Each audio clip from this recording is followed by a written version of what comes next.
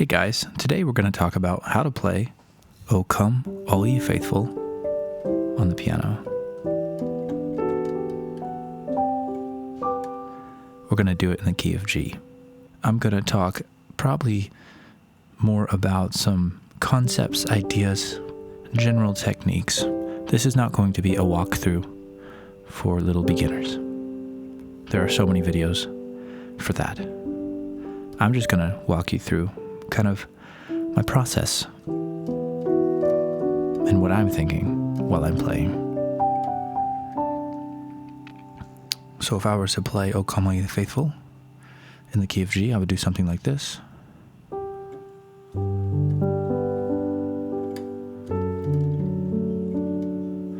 So this is a soft version that I'm doing right now. I start with the melody, and then I start with a strong statement of the left hand bass note, which is G major chord, G, B, and D, and I drop it down here, create some space so that I can fill in the middle, like this.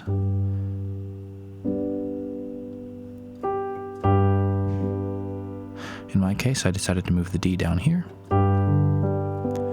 So you see my G major chord, G, D, G, B. And now for the D chord.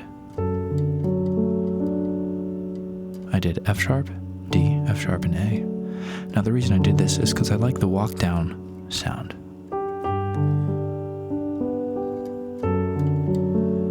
I like that effect.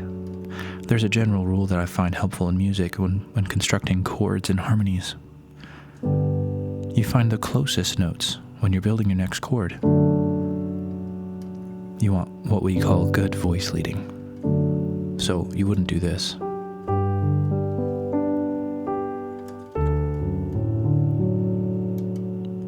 There was no relationship between this and then this. That's a terrible example because that sounds great. Anyway, I'll go back to that when I find a better example.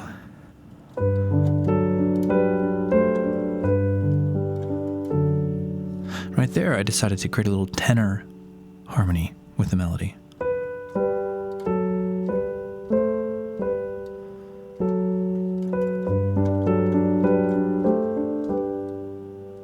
Then I added my middle finger on the G, because I generally know that if I allow the tonic note to drone, even if I'm not exactly sure what's happening theoretically, I know from experience that maintaining that tonic note is going to create a nice, beautiful, ethereal sound.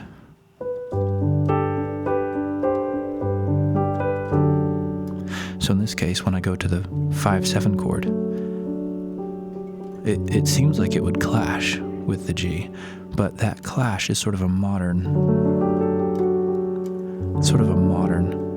ambient textural sound that I really like.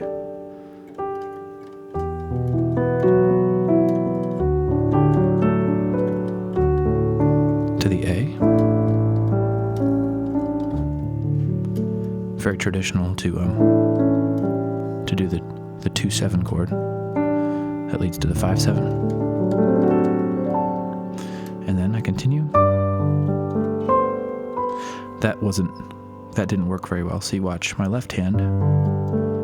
I tried to do that.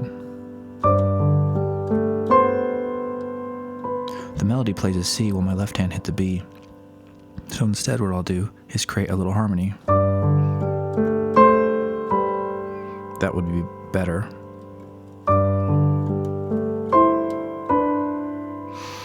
And you can continue doing this sort of thing, figuring out what is the best way to have the left hand follow precisely what the right hand is doing.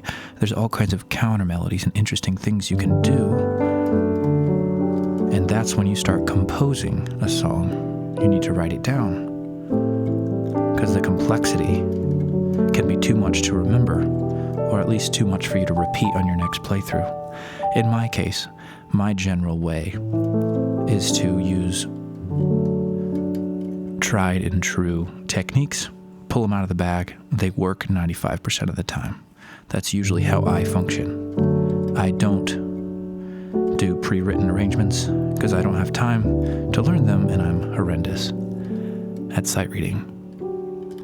So I'm going to play it again, and this time I'm just going to play, and you can watch, slow it down, and see what I do.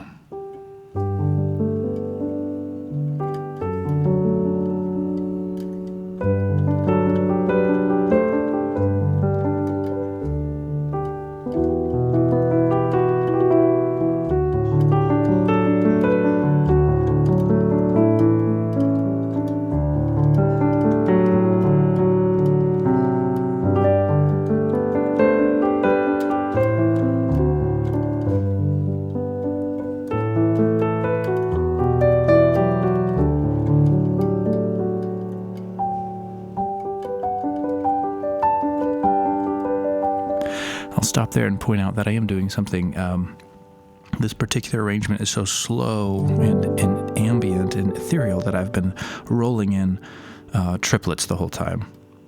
1, 2, 3, 1, 2, 3, 1, 2, 3, 1, 2, 3, 1, 2, 3, 1, 2, 3.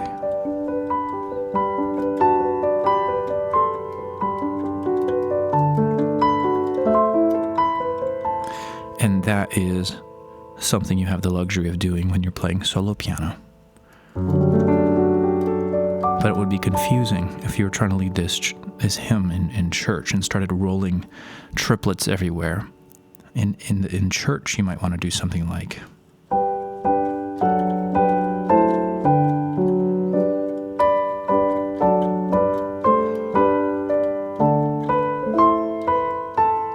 something more predictable.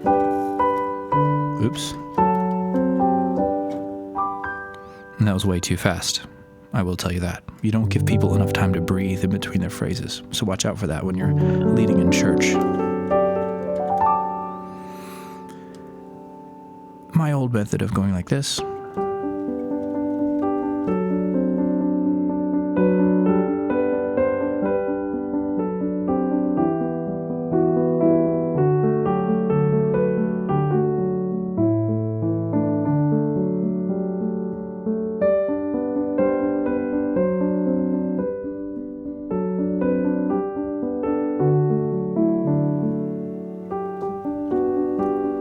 Little Mozart.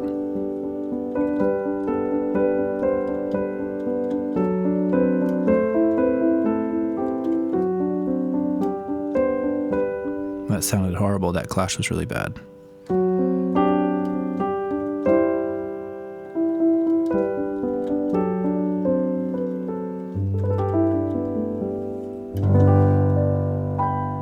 Anyway, thanks for joining me. We'll see you next time.